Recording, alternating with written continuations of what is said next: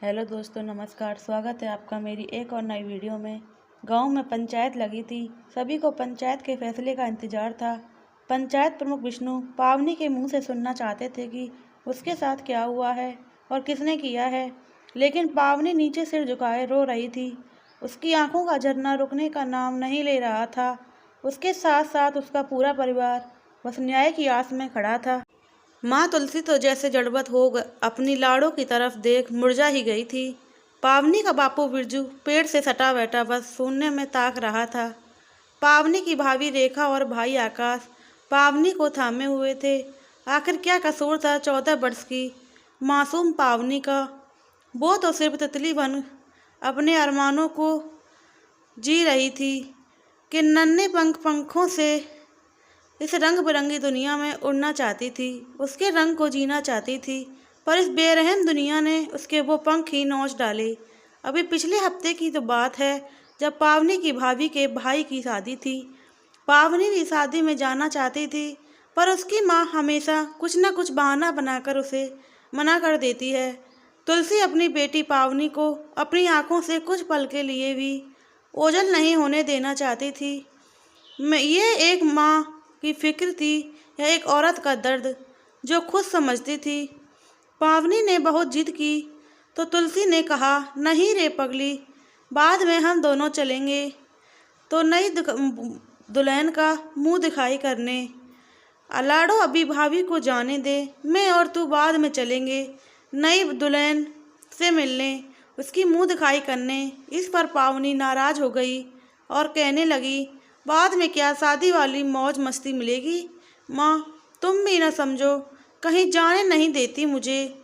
तब पावनी की भाभी रेखा ने कहा, माँ जी आप भेज दीजिए, मैं तो हूँ ही साथ में, इसके भैया भी इसका ध्यान रखेंगे, आप फिक्र ना करो। हालांकि तुलसी का मन अब भी गवाही नहीं देता था पावनी को भेजने के लिए, पर सभी के इतना कहने पर उसने पावनी को जाने की अनुमति दे दी। साथ ही साथ पावनी से कहा, देख लाड़ो, अपनी भाभी के संग संग ही रहना, अकेली मत जाना कहीं भी, शादी ब्याह का घर है, अपना ध्यान रखना। ये सुनते ही पावनी खुशी से झूम उठी, अपनी माँ के गले में हाथ डालते हुए कहा, ठीक है मेरी प्यारी माँ, अब जाऊँ अपने लहंगा चुन्नी कपड़े लगाने। पावनी ने अपना लहंगा पहनकर माँ को दिखाया तो तुलसी को बिल्कुल अपनी बेटी में अपनी परछाई नजर आई। पावनी भी गाने लगी, माँ तेरी बेटी आज बिल्कुल तुझ पर नजर आती है, तुलसी नजर आती है, देखूं मैं आईना तेरी परछाई नजर आती है। कहकर पावनी हंसने लगी। तुलसी ने अपनी बेटी की बलैयाँ ले ली, कहाँ बिल्कुल पगली है तू। एक बार भी समझाया फिर से पावनी को कि लाडो ध्यान रखना अपना, जरा भी भाभी से अलग मत होना। पावनी ने हंसकर कहा, क्यों माँ इतनी चिंता करती है, अब मैं बड़ी हो गई हूँ, तुम फिक्र मत करो। तुलसी ने मन ही मन कहा, इस बात की ही तो फिक्र है, मेरी लाडो सयानी होती बेटी पर इस दुनिया की नज़र सबसे पहले आ जाती है। बस फिर क्या था। अपनी माँ से अनुमति मिलने पर पावनी भी खुशी खुशी तैयार हो भाभी के संग ब्याह में आ गई। बारात में भी नाचती गाती किशोर उम्र की पावनी गुलाबी रंग के लहंगे में अलग ही सुंदर दिखाई दे रही थी। जैसे ही बारात जनमासे में पहुंची, रस्में होने लगी, जयमाला के बाद फेरों की तैयारी होने लगी। तभी पावनी ने अपनी भाभी से कहा, भाभी मैं अभी बाथरूम तक होकर आती हूँ। भाभी ने भी कहा, ठीक है। पर कुछ समय बाद पावनी की भाभी ने देखा तो पावनी उसके आसपास कहीं दिखाई नहीं दे रही थी, तो उसे चिंता हुई। उसने अपने पति से कहा, सबने इधर उधर ढूंढा पर पावनी ना मिली। दुल्हन की विदाई कराने का भी समय आ गया, पर पावनी का कहीं अता पता नहीं था। भोर होने को आई, सब तरफ खोजा पर पावनी कहीं नहीं मिल रही थी। तभी पावनी को ढूंढते ढूंढते रास्ते में पावनी की गुलाबी चुन्नी खेतों की तरफ रेलवे ट्रैक के आसपास झाड़ियों में अटकी दिखाई दी।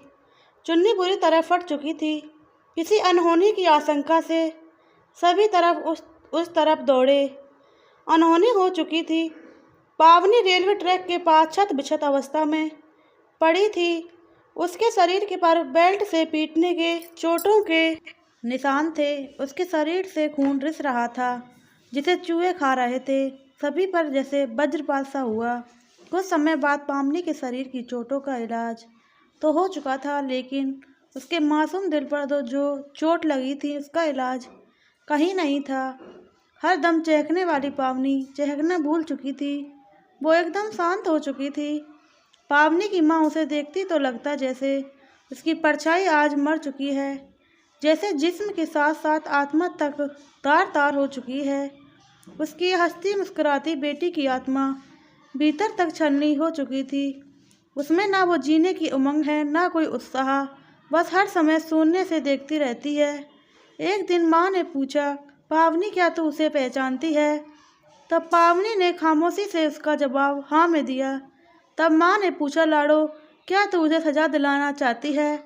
तब उसकी मासूम आंखों से आंसू झरने लगे। माँ ने अपनी लाडो को कलेजे से लगा लिया। आरोपी लड़का ऊंची जात का, गांव के प्रधान का भतीजा था। पंचायत ने दोनों पक्षों में सुलह करानी चाहिए।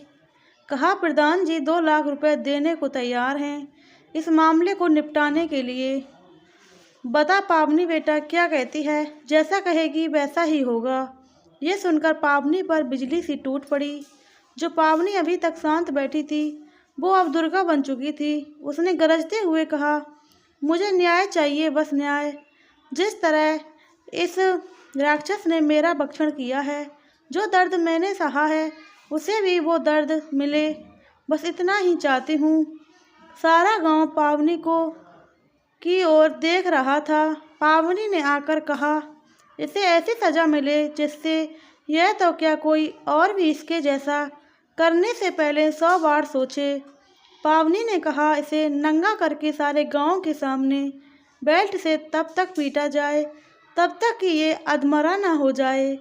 फिर इसके आधे शरीर को मिट्टी में दबाकर जब तक छोड़ दिया जाए तब तक सांप बिच्छू ने डंक से इसकी मृत्यु ना हो जाए। अब पंचायत के चारों तरफ सन्नाटा था। थी तो सिर्फ एक आवाज़, पावनी के मौन होने की, मौन आंसुओं की। आज तुलसी को लगा कि उसकी परछाई आज फिर से जिंदा खड़ी है। जीने की कुछ बाकी है।